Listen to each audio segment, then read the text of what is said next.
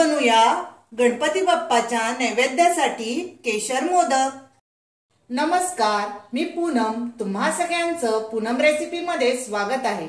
आज आपण केशर मोदक उकडीचे बनवणार आहोत। त्यासाठी आपण 1 वाटी ओलं खोबरं खिसून घेतलेलं आहे, 1 वाटी आपण गूळ घेतलेला आहे बारीक चिरून, आणि इथे आपण केशर घेतलेला आहे, जायफळ आणि वेलचीची पूड करून घेतलेली आहे आणि साजूक तूप। आपण आता सारण प्रथम बनवून घेऊया।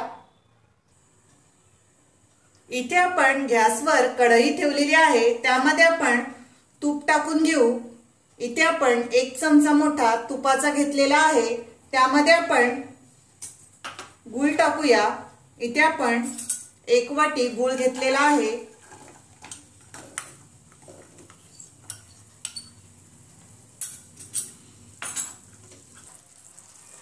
इथे आपला बघा गूळ आपला पातळ झालेला आहे। आपण आता त्यामध्येच खोबरं टाकून घेऊया। 1 वाटी ओल्या नारळाचा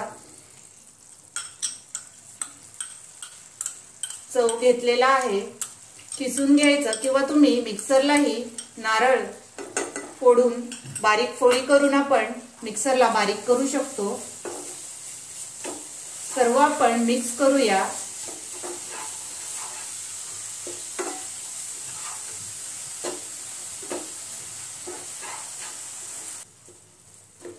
इथे आपण खोबरं मिक्स करून घेतलेलं आहे। आता आपण वरून जायफळ आणि वेलचीची पूड टाकून घेऊ, तीही आपण मिक्स करून घेऊया। आणि इथे आपलं बघा सारण तयार झालेलं आहे मोदकाचं। गॅस आपण बंद करून घेऊ आणि हे थंड झाल्यावर आपण सारण मोदकामध्ये भरणार आहोत। तोपर्यंत आपण उकड करून घेऊया। इथे आपण तांदळाच्या पिठाची उकड घेतोय मोदकांसाठी। त्यासाठी आपण 1 ग्लास पाणी टाकलेलं आहे, त्यामध्ये थोडंसं आपण चवीपुरतं मीठ टाकून घेऊ। पाणी बॉईल झालेलं आहे, त्यामध्ये आपण तांदळाचं पीठ थोडं थोडं टाकून घेऊ आणि ही आपण उकड काढून घेऊया। मिक्स करायचं, नाहीतर गुठळी होईल, म्हणून आपण थोडं थोडं पीठ टाकून ढवळून घ्यायचं। इथे आपण उकड काढून घेऊया। इथे आपण उकड परातीमध्ये काढून घेतलेली आहे। आता आपण पाण्याचा हात लावून थोडं थोडं गरम असतानाच मळून घेऊया पीठ। इथे आपण बघा पीठ मळून घेतलेलं आहे। चांगलं पीठ मळून घ्यायचं, म्हणजे मोदक आपले खूप छान तयार होतात। आपण आता छोटे छोटे गोळे करून घेऊया आणि मोदक आपण करून घेऊ। इथे आपण गोळा करून घेतलेला आहे, पाण्याचा हात लावायचा आणि आपण सारण भरणार आहोत। इथे बघा हाताच्या साहाय्याने आपण इथे सर्व बाजूनी पारी वळून घ्यायची।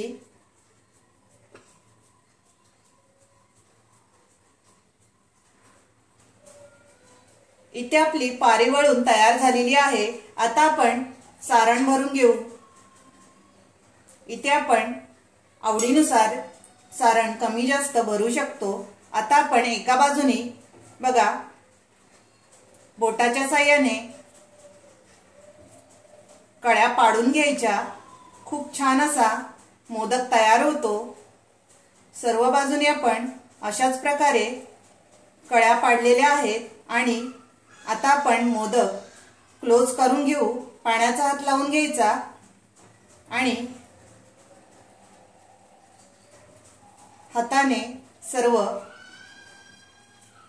बाजू एकत्र करून घ्यायच्या आणि आपला मोदक तयार झालेला आहे। इथे आपण केशर लावून घेऊ